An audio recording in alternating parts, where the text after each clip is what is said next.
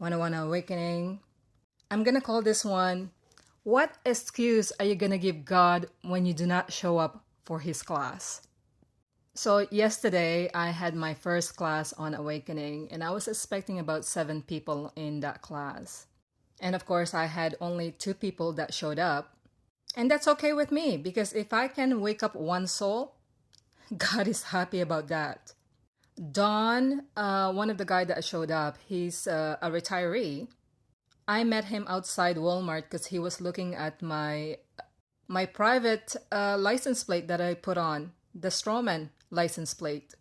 And he got curious, so he wanted to find out more. So he showed up at the class yesterday. He was very skeptic. He asked a lot of questions because the class was running late because I was waiting for people that I expected to show. The class was supposed to start at 10 and it's now 10:15 and I don't have the right people that registered or committed. So I started without them, but I texted them to find out where are they. And of course, they give me some kind of lame excuse. Because in reality, it takes a few seconds to notify somebody that you will not be able to make it. I don't care what excuse you have. You have a few seconds to give someone notice so they're not expecting, right? So I went through the whole process. It took me like 3 hours. But by the time I was done teaching, Don, the skeptic, is now a believer. Every time I go through the motion, you could see Don's eyes was like with this smirk on his face because now he's realizing, yeah, that's right. Oh my God, I had been fooled the whole time. If I had known this better, I would have implemented to myself. So now Don wants to get in contact with me because now he's gonna spread the news, right? That's the expectation. My expectation is to jolt somebody's soul to reality of life. So now I get home and I get this very long text. I don't have time to read excuses. I really don't, because I'm here to teach. And if you don't like my teaching, just say so. I know when dealing with people right now, they go through these long excuses, right? Because they feel guilty about it.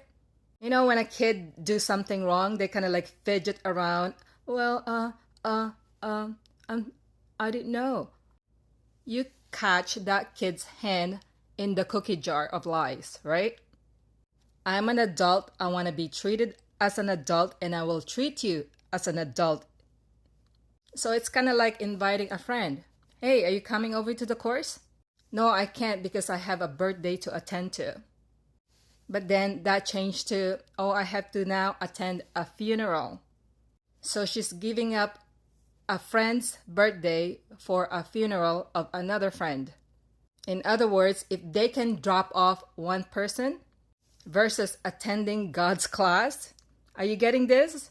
It's the same excuse as the other 5 people that didn't show up.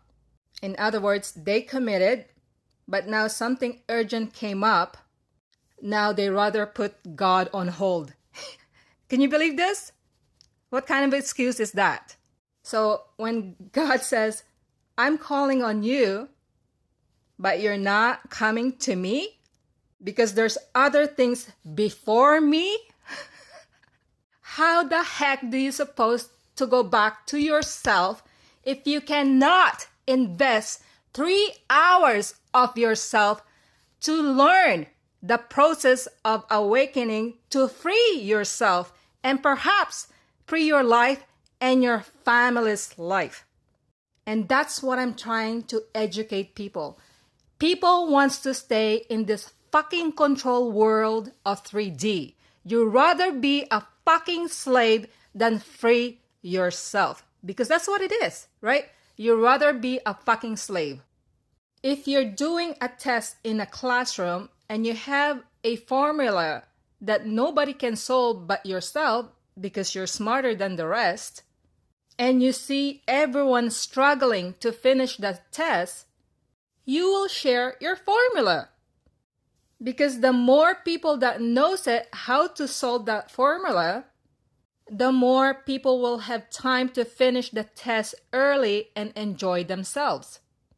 And if you can educate the masses, because the teacher is not doing the right things to show you how to get to the formula in an easier way, then that teacher is not doing the job, is she? And if it's the last formula that you need to know in order to graduate, you don't want to leave all your friends behind while you graduate by yourself when you could share the knowledge.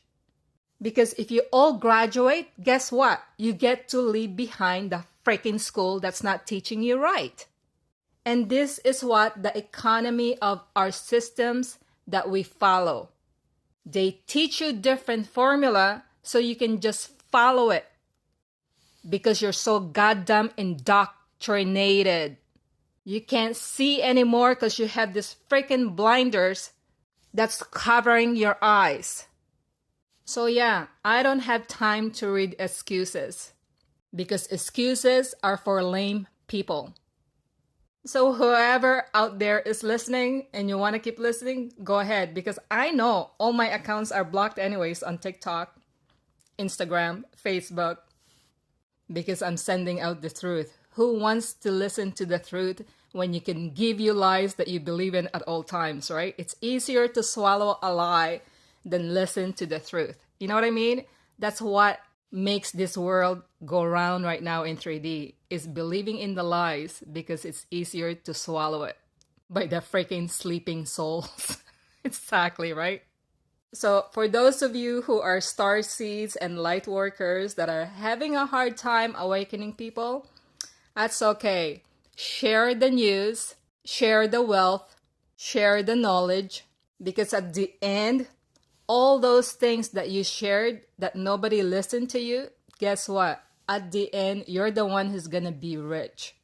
You're the one who's gonna be free. And you're the one who's gonna enjoy the 5D world while you look down and say, you freaking slaves. If you only listened to us. And that's okay with me. At least I can say, I did my job. I participated. I shared my knowledge. I shared my wisdom. And if you can't handle the truth, then I guess you're stuck here. Because in order for you to operate on the quantum financial system, your energy and frequency must be up.